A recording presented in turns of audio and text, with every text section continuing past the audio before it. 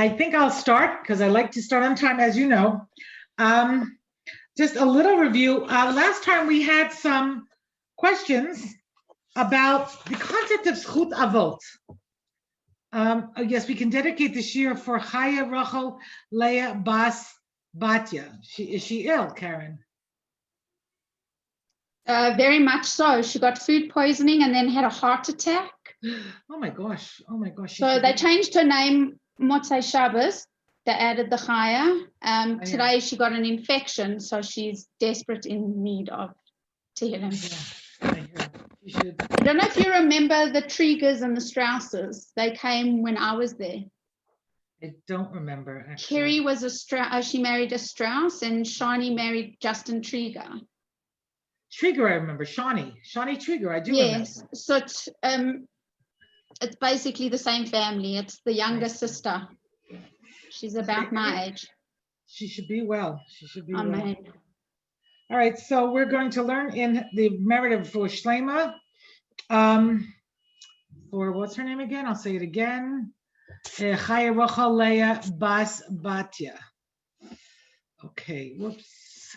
Okay, so just reviewing a bit of what we did last time, and that is we asked a question on the concept of Zchut Avot. Could it be that God has favorites? You know what? Oh, you have Yiches, so I like you. You're the child of Avraham, Yitzchak, and Yaakov. Okay, I'll just move it along. I'll pervert justice for your sake. And obviously that's very uncomfortable for us. It doesn't make sense. And furthermore, the Gemara says that it's possible that Zchut Avot ended actually quite a long time ago. And if that's true, how does it still apply to us? And so we rely on the wisdom of our rabbis to begin to answer these questions. So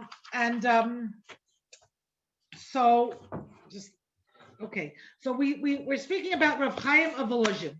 And Rav Chaim of Volozhin says that there are attributes that a person works hard to perfect in himself. And when he perfects that within himself, his children inherit that ability. It's not environmental, it's genetic, a spiritual genetic gift that is given to his children. And that is because he earns it, not a gift, he earns it. And that's why there's a pasuk that says that tzaddik walks in his perfection. Happy are his children after him.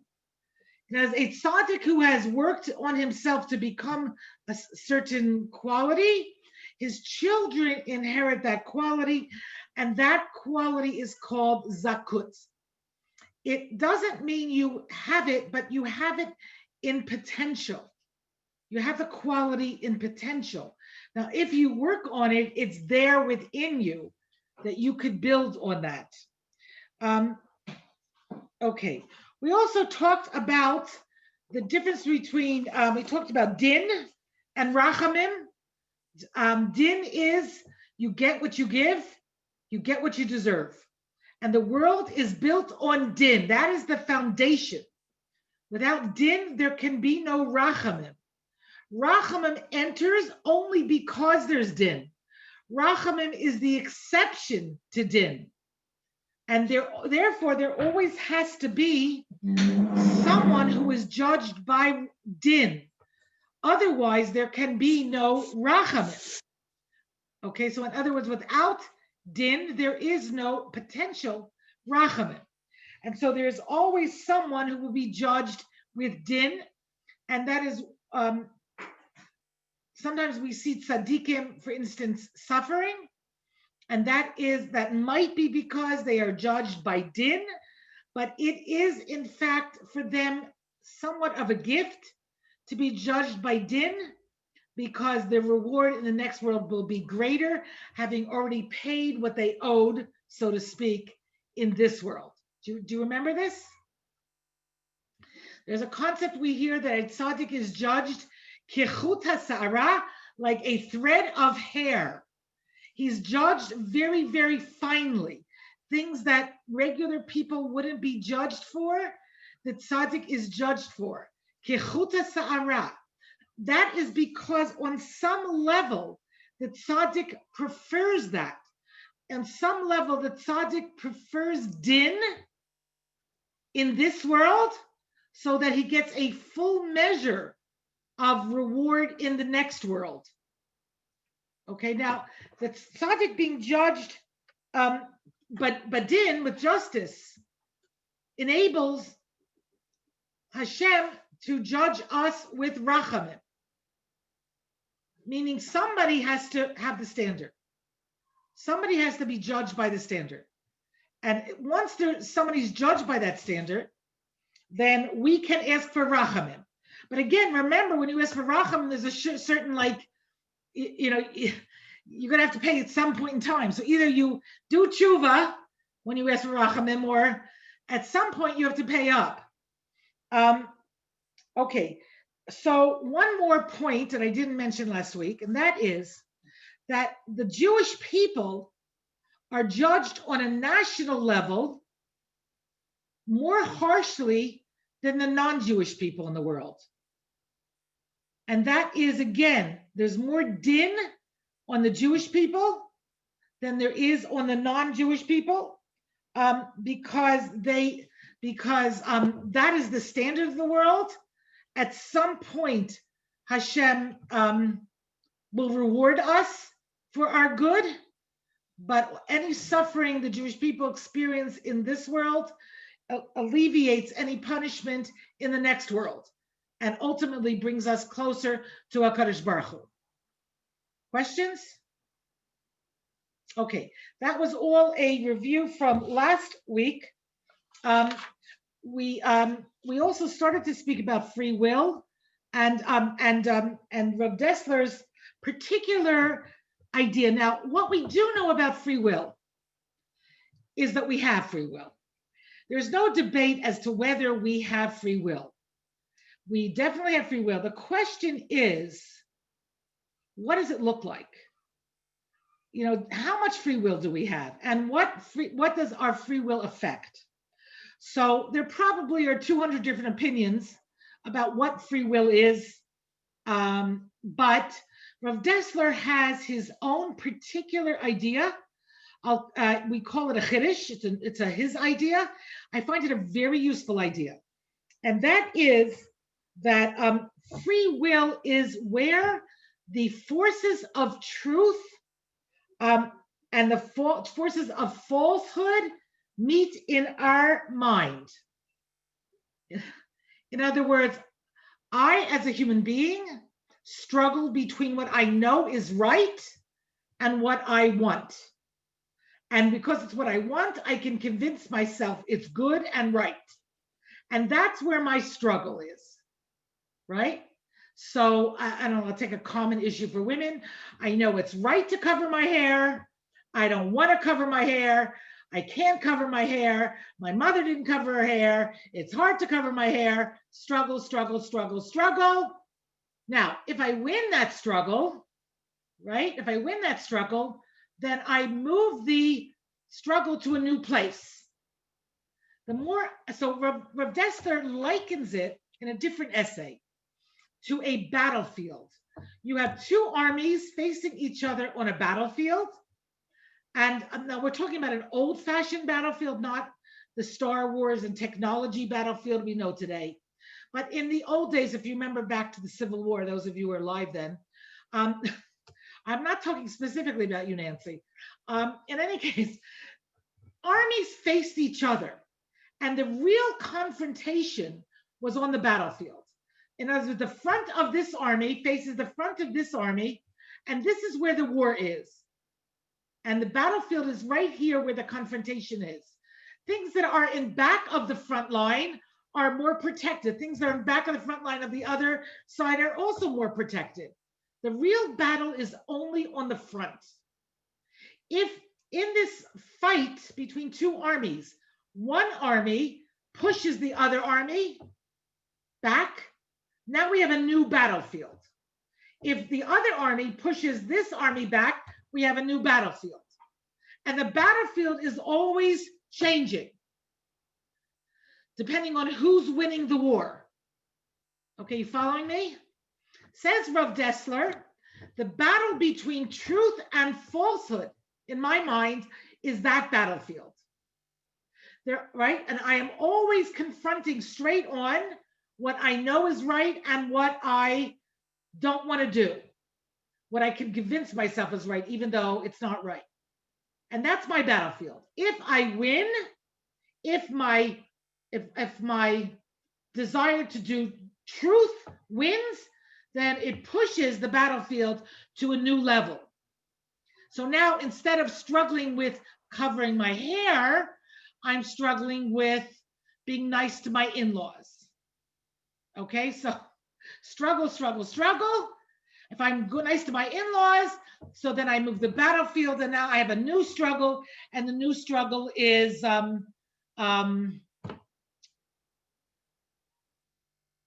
don't know.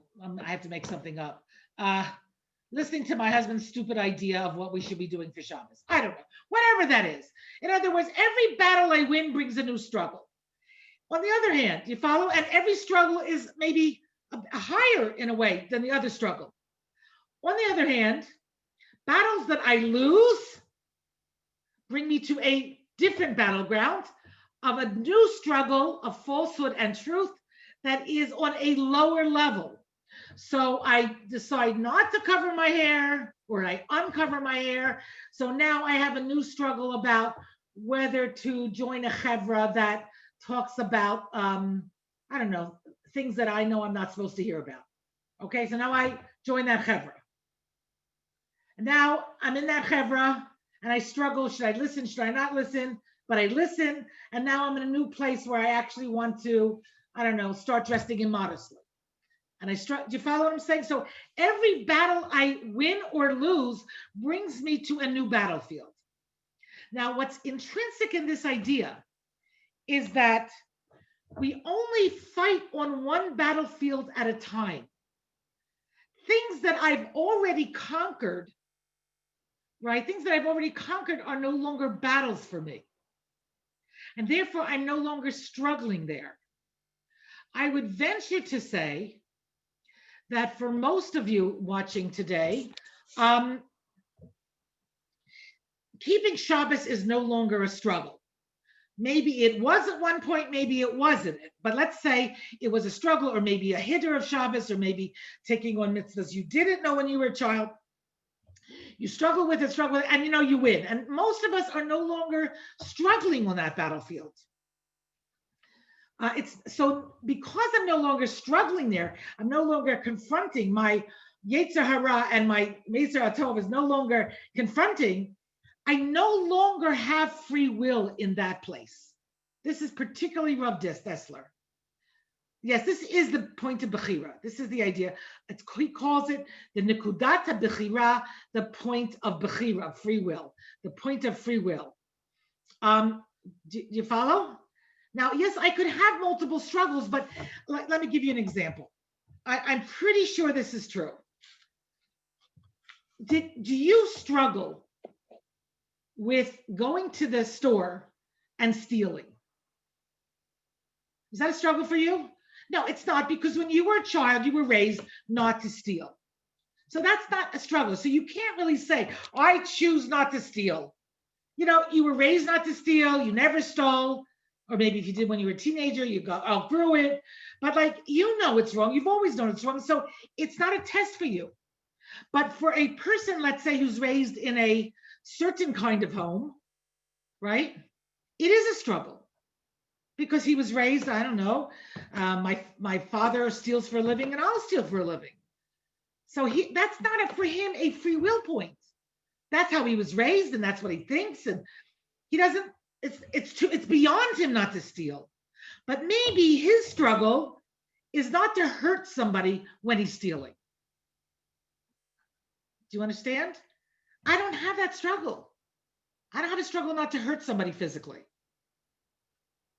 Do you understand? So we all struggle where we struggle, but things that we've already conquered are no longer free will for us.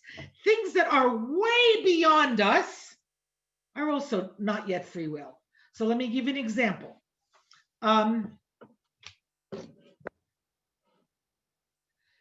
maybe it's I don't know, I have a student, makes me a little nervous, but she enjoys doing, I don't know why, a ta'anit dibur, like not speaking for 24 hours. That is so way beyond me, not to speak for 24 hours. Like you'd have to sew my mouth closed for that to happen. That's not in my struggle. It's like so like that's like a different world for me. So I can't say that that's my free will point. I'm not struggling. It's not in my consideration. Or I'll give you a different example. I say to my students, because as my staff is, thank God we're all mature. Most of us are mature, and so most of us are mature, and therefore they sometimes look at us and we're overwhelming, we're intimidating, not in what we say, but just like who we are. And they look at us and they say, "Oh my gosh, I could never be that." And I look back at them and I say, I said the same thing when I was your age, that I could, if I would have seen me at my age, when I was your age, I would say, no way will I ever look like that. But here I am, struggle after struggle or struggle. This is who I look like. Do you follow? And you might too, like it depends what you decide. But we can only struggle where we are. We can't be ahead of ourselves, and things that we've already conquered, they're not a struggle for us. And therefore, says Rav Dessler, people are judged by Hashem based on their nikudata bechira, their free will point. I'm not judged by Nancy's free will point or by Elizabeth's free will point. I'm judged by my own. God knows where I'm struggling, and he knows that I'm not struggling in the same place Nancy is. And I'm also not struggling in the same place Elizabeth is. I'm struggling where I am, and I can be judged only by God, only on where my struggle is. Okay? Okay, so now we're ready to look at our essay. Any questions on that? So he's going to refer to, yes, Chava? My question is, I don't know if it gets into it later, but how do you deal with relationships where you know that somebody has like a lower point of Behira than you, or how as a society do you deal with people at a lower Behira point? Well, one thing is not to judge them. I mean, that's a good question, because we're like, everyone's at a different Behira point. You can live with people, you can be married to people, you can have kids, everybody's different. So first of all, just to know that you can't really judge somebody else, and you can't push them to be where you are, because they're not there. They're struggling where they're struggling. They're not struggling where you're struggling. Do you understand? And so I have to look at people differently. I have to accept them for their struggles. I can't judge them. And also it helps, I think, in the realm of forgiveness, because if this is not a person's, if this is so way before where a person's level is, like I just have to let it go. I don't know about you, but I have people in my life that are so limited in their, I would say, I'll just say clearly, and they're limited in their ability to understand me as a person, right? And so I learned in my 30s, like I was a long time ago, that they are who they are. They're limited the way they're limited. They have no free will there. It's not a gift God gave them. It's not a struggle even for them. It's right. So why should I judge them? Why should I be angry at them? Why should I be upset with them? Because it's just not in their free will vision. It's not in their battlefield. Okay, it's territory way beyond, way before where they're struggling, where they are. Okay. So if you think you want a particular battle, it's a question, and then you find yourself slipping back, then you have to fight to get back. Listen, here he gives this example, but you have kids raised in frum homes. How does that happen? They were raised in frum homes. The parents were sincere. They kept Shabbos. They kept kosher. They were very sincere in their Yiddishkeit. How does it happen? So it happens with one little slip. Now, once I'm in a new battlefield, either I can fight to get back to where I was, or I'm now fighting a new battle and I can slip further away. And once I slip further away, I can slip further away. So if I've slipped in my own observance, and I don't know who hasn't, in their own way, in their own time, then I have to fight to get back to where I am, back to where I was. I can recapture lost territory. Now, this is a very useful idea. I'm not saying it's the only idea on free will. It's very useful because it means that I can focus on where I'm at and where my battle really is, where the truth and my ego, like clash with each other, or where truth and my Yetzer Hara clash with each other. That's what I focus on. I don't focus on things I've already accomplished and say, I'm so good, I don't steal. I'm so good, I don't spit at people. Well, I never did that, right?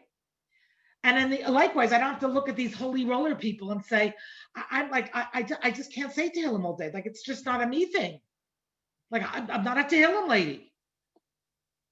And I don't have to be a Tehillim because I'm just not there yet. Right? Maybe one day I'll be a Tehillim lady. Okay? Okay. So now we're going to look at the piece. He refers back to the piece we just talked about. I just have to find the page. We're on page 13. No, 53. Sorry. Page 53.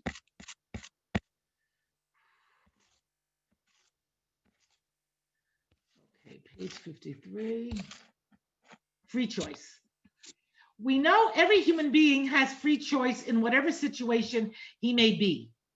His free choice extends to the point at which the forces of truth and falsehood are equally balanced in his mind. It is here that free will comes into play. Areas above this point and those below it lie outside the range of his free will at that particular time. Now, that's what he referred to in the other essay as the battlefields. Here he doesn't call it battlefield, but he assumes you know that.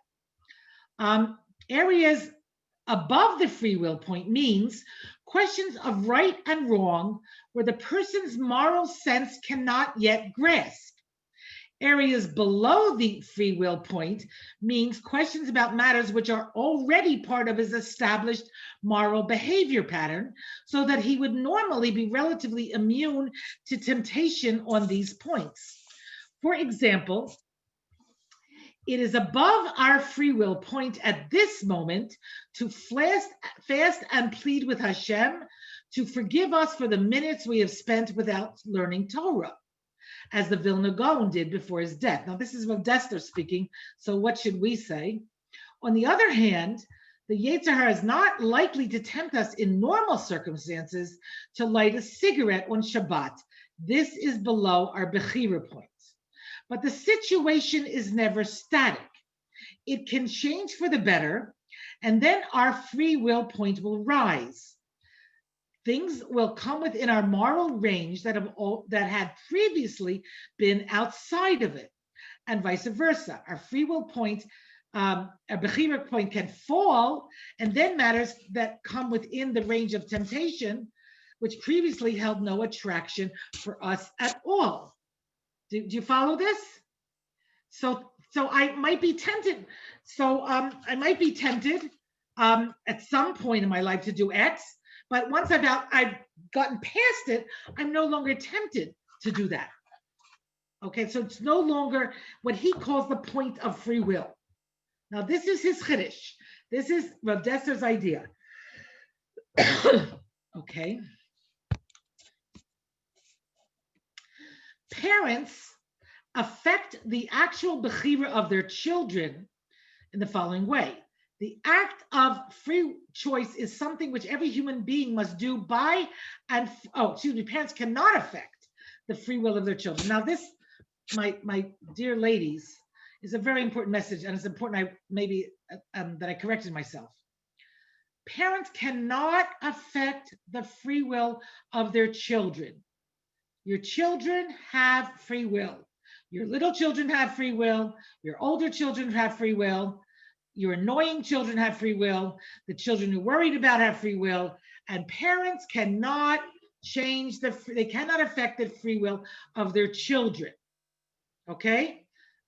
That's very important for us, but he makes another point for you still raising children. But parents educators can decide at what level the children's bechira shall begin to operate.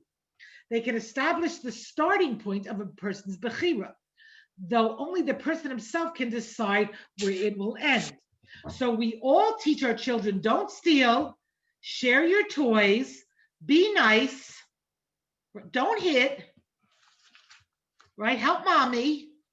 And that, I don't know, please and thank you. And that becomes part of the lexicon of a child's world. Please and thank you are the words I use when I want someone to do something. I say please. When he does it, I say thank you. And so a child who's raised with please and thank you, it's a starting point for gratitude. But he himself has to build himself. You understand? Like, so where I start my child off is where he starts building. So I can implant in him certain beginnings, certain foundational ideas, but then I have no actual influence on my child's bechira. Right? Do you follow this? And those ladies who raise children or in the process of raising children realize that when they become bar mitzvah, it's over. Meaning what I've implanted in my child, now begins, the child has free will at bar mitzvah, bat mitzvah, and now it's their struggle. They're now struggling. That's why you see teenagers are so difficult, because they're struggling between what they know is right, because you taught it to them, and their own desire, which they've now become aware of. And that struggle is very tempestuous at a teenager, right? And it's very tempestuous. And you can maybe influence them, but you cannot control them anymore. And so each choice they make will lead them to another choice. All you can do is be there for them. Do you understand? Now that conflict begins, as our rabbis say, it begins at bar mitzvah, because when a child is born, he has only a yetzer hara. What does a yetzer hara mean? It means a child wants to, he doesn't have a conscience. A child does not have a conscience.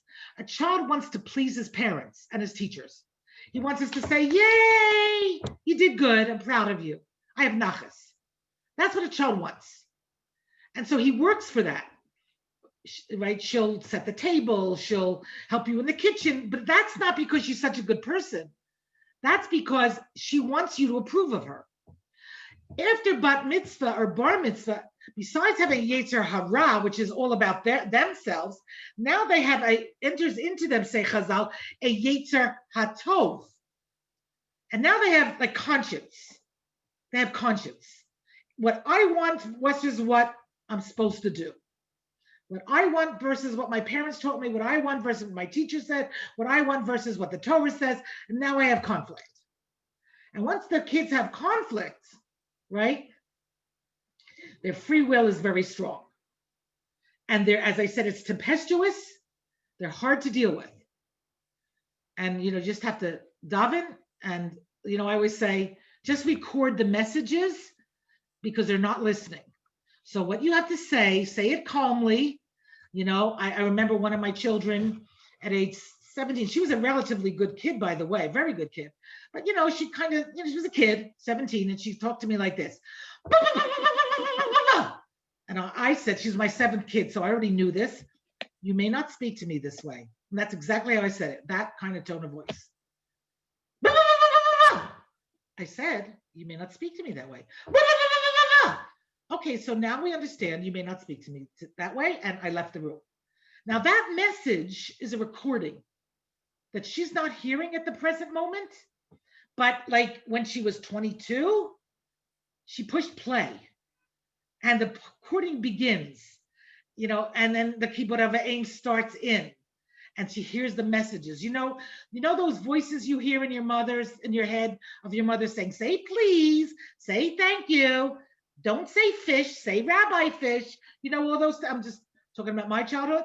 So that, right? So that begins to kick in when they're over 20. That's why between 13 and 20 is the most tempestuous time for a person, because they got a conscience and they don't quite know what to do with it. Okay, so that bechira point, you're not in charge of it. You're just in charge of the beginning level of where the children start out.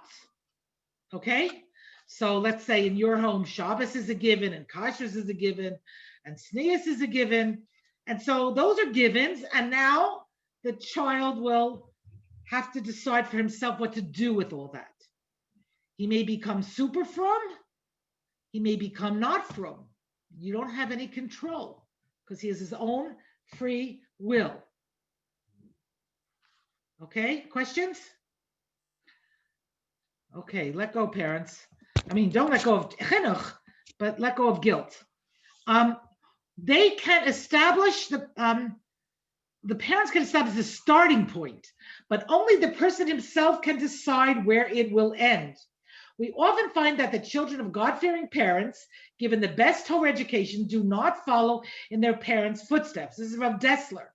This is because, although given a good start, they exercised their free will consistently in the wrong direction and succeeded in lowering their bechira point well below its starting point. Children can also inherit their parents' character tendencies and spiritual potential. These two are factors which can alter the level of bechira without, of course, affecting the essential act of bechira itself. Meaning, the more I develop, the more my children absorb that, and now they still have bechira, but it's at a different point. Okay, any questions? We talked a little bit about this last week, and because I wanted you to go home to hold on to something. Spiritual attainments of parents can have extremely long-range effects in this sense. Rabbi Chaim goes on to attribute certain positive tendencies of the Jewish people, which could still be observed to this day, to the effects of the epoch-making spiritual achievements of Avraham Avinu. Each of the 10 great tests that he triumphantly withstood left its mark on the characteristics of his descendants down to this present day. Okay, so this is a fabulous idea on the 10 tests of Abraham. In each of these 10 tests, and it is the nature of a test, our tests as well, in each of his 10 tests, truth and falsehood faced each other. And Abraham is confronted with a nisayon. Which do I talk about? Which do I not talk about? Which do I decide? Do I worship idols, or do I worship idols? This is the bad. Do I worship idols, or do I go into the fiery furnace? Struggle, struggle, struggle. Okay, fiery furnace it is. Now from that, he alters himself, having chosen to stand up for God, and all of his children, that meaning you, have that ability to stand up for God. Every test you face is the same way. Every test that you pass, right, it alters your ability. And maybe those of your children. The more you develop, the more they will inherit your spiritual qualities. And we see that we see this also with children, Balei Tshuva children. They make choices that their parents didn't make. You know, I mean, how did that happen? Like, how did it happen? So there's many answers. But one answer is free will. Because a child chose something about Yiddishkeit. And that led him to another choice. And then he chose something else about Yiddishkeit. And that turned him to another choice. And that's how you got to be so frum. Because you made choices and then more choices and more choices. No parent can alter the free will of his child. Some parents try. It's not going to work. And ultimately, a smart parent gives up. You know, that happens in the 20s sometime. At some point, the parent says, I just either have to accept my child or lose my child. So yes, after bar mitzvah, we can still change. Listen, I'm way after bat mitzvah. I'm still changing also. In other words, yes, God can still help send us tests that alter us and alter us profoundly. It doesn't stop at bar mitzvah. I would say, in a certain sense, maybe it just begins at bar mitzvah. And for the rest of our life, we're facing new challenges and new tests, and hopefully always passing and growing, sometimes falling. By the way, the difference between a Rasha and a tzaddik is when a Rasha falls, he stays down. And this goes back to your question, Sharon. When a tzaddik falls, he gets up. It's not that tzaddik doesn't fall. A tzaddik falls, he says, okay, I'm going to get up. And the pasuk says, right, Nancy's quoting it already, 7 times. A tzaddik falls 7 times. So that's the difference. A Rasha says, okay, I'm here, what the heck? Tzaddik says, I don't want to be here, I'm getting up. I'll do it again. Okay, and 7 times. So I think this is so beautiful. All of Avram's tests genetically altered Avraham so that we inherited all of the abilities that he gained by his tests, by choosing well. And that, as we said last time, is the real zakut. Incidentally, this explains, says Rabbi Chaim, why the Mishnah uses the title Avram Avinu in this connection when recounting the 10 tests. There's actually, I don't know if I mentioned in this class or not, I certainly mentioned in some class, and that is that Avram is called in Mishnah, one place he's called Avraham, and one place he's called Avram Avinu, our father Avraham. And Rabbi Chaim Volozhin says that when he's called Avraham, it's because he's Avraham. When he's called Avram Avinu, it's because he implanted in himself something that we genetically acquired. So when you say Avram Avinu or Sarah Imenu, what you're really saying is, not only am I a descendant, a biological descendant, but I inherited the qualities of Sarah Imenu. I inherited the qualities of Yitzchak Avinu. And now I have to develop them for myself because otherwise I don't own them 100%. So Avram Avinu is mentioning, while we're counting the 10 tests, it is here that Avram has shown himself to be our father in the spiritual as well as in the physical sense. By passing down to us his great spiritual achievements. And so again, he's going to quote Rav Chaim Volozhin. We have now again. This is Rav Chaim Volozhin lived in the 19th century, the 1800s. For example, he says Rav Chaim Volozhin, we have seen with our own eyes on many occasions how ignorant Jews who know nothing of Torah, nevertheless, readily give up their lives of the sanctification of the divine name. That is, they allow themselves to be killed rather than submit to conversion. This is ingrained in us from Avram Avinu, who was ready to give up his life in the furnace of Ur Kasdim for the sake of his faith. Jews over the centuries have been willing to die al Kiddush Hashem rather to convert than convert to Islam, rather to convert to Christianity. And we're not talking about educated Jews. We're talking about simple Jews. In fact, many times, there's a historian who wrote that in the time of Spain, the ignorant Jews were much more likely to leave Spain and not convert. Because the intellectual Jews, once you're using your intellect, you can rationalize anything. I'll stay in Spain, I'll be in Marano, it's not good, it's not so bad, it's okay. Whereas a simple Jew with Emunah Pshuta says, no, it's just wrong. I'm not doing that. I'm Jewish, and I'll leave. And so it was the simple Jews who left Spain, the people with Emunah Pshuta, who in general left Spain.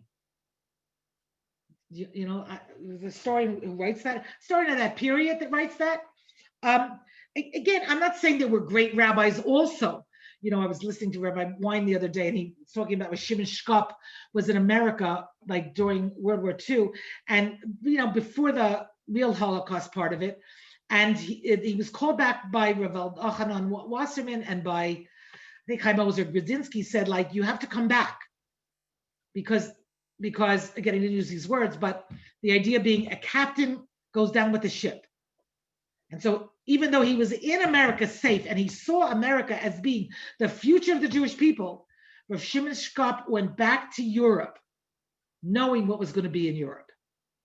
So there were many great people, tzaddikim and tzaddikot also, who died al Kiddush Hashem, but it's implanted by us, in us, by Avram Avinu.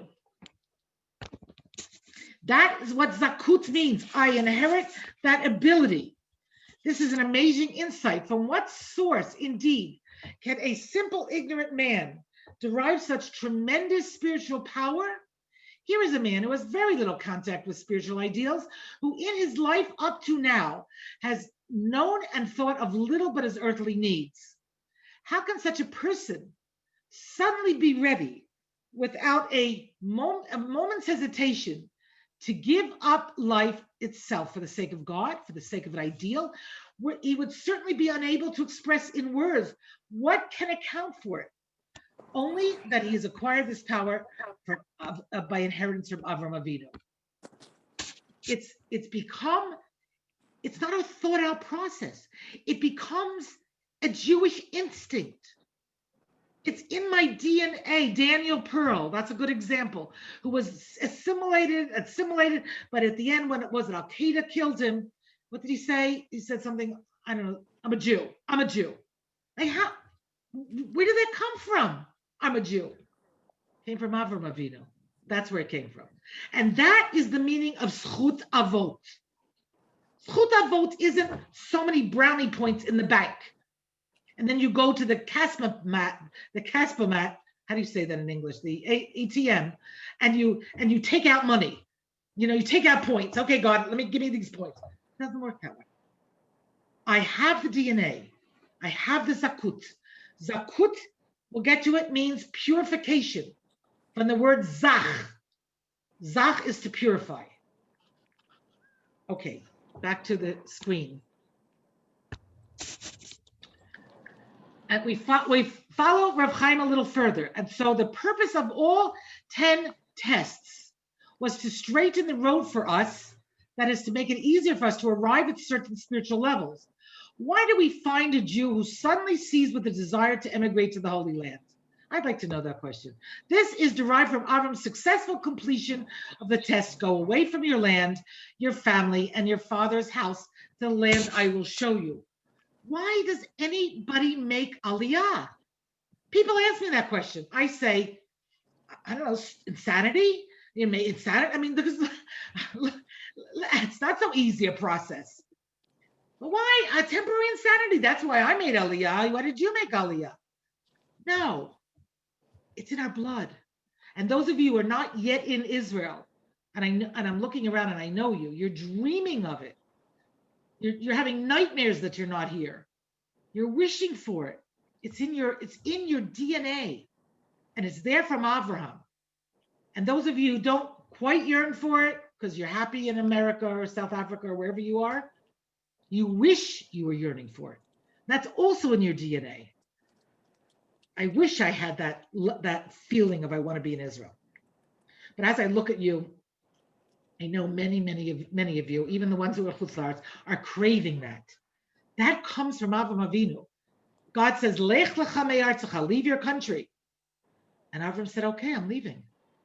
And that test that he passed rooted into him the yearning for Eretz Yisrael, rooted into all of us the yearning for Eretz Yisrael. It is indeed amazing, says Rav Dessler, when we come to think about it, that we Jews have retained our deep love for Eretz Yisrael after having been exiled from it for 2,000 years. Now, you live, I'm saying some of you live abroad. Somebody from Japan who moved to America wants to be American.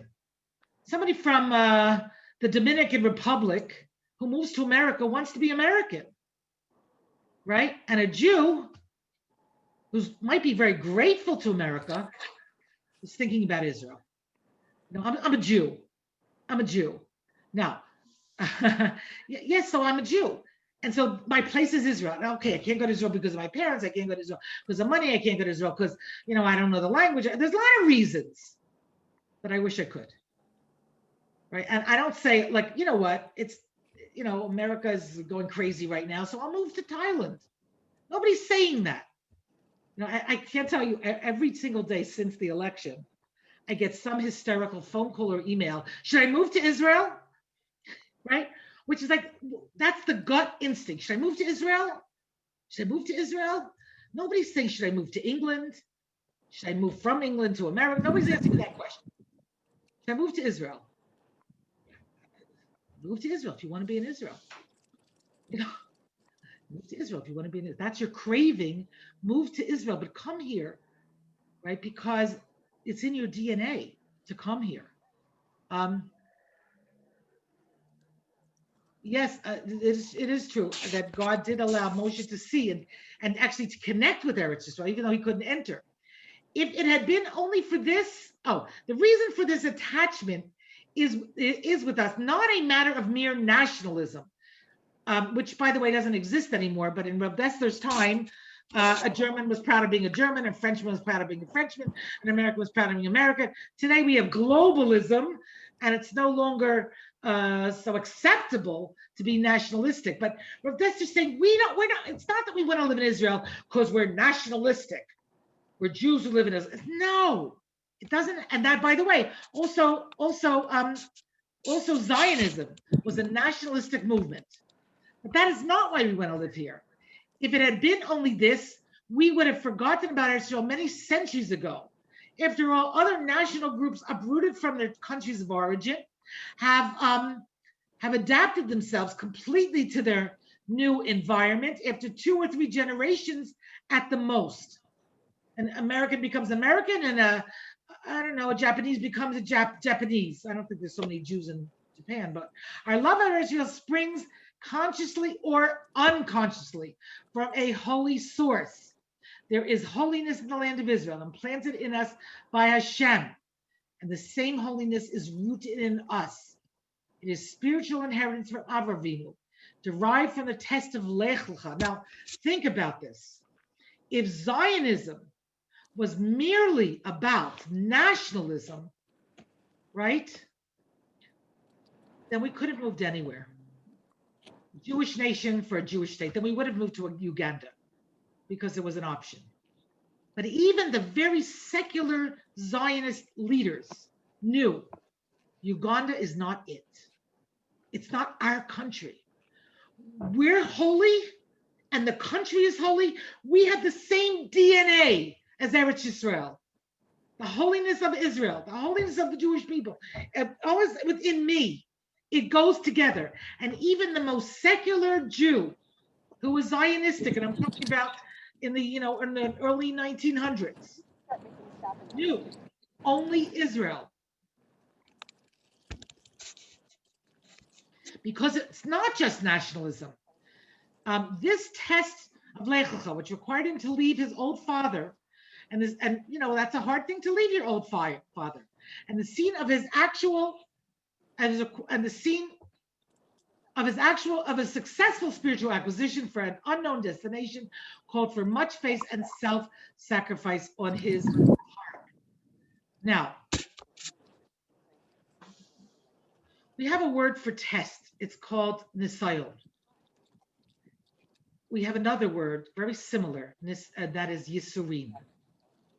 And yisurin and nisayon are the same thing. You acquire something through your suffering. When you buy a car, it costs you a certain amount of money. When you acquire Eretz Yisrael, it costs you a certain amount of blood. That's the way it is. You have to pay for your spiritual acquisition. The test you face in any free will point is acquired through your suffering. That's the payment that you make to acquire spiritual growth. We'll talk about that more next time.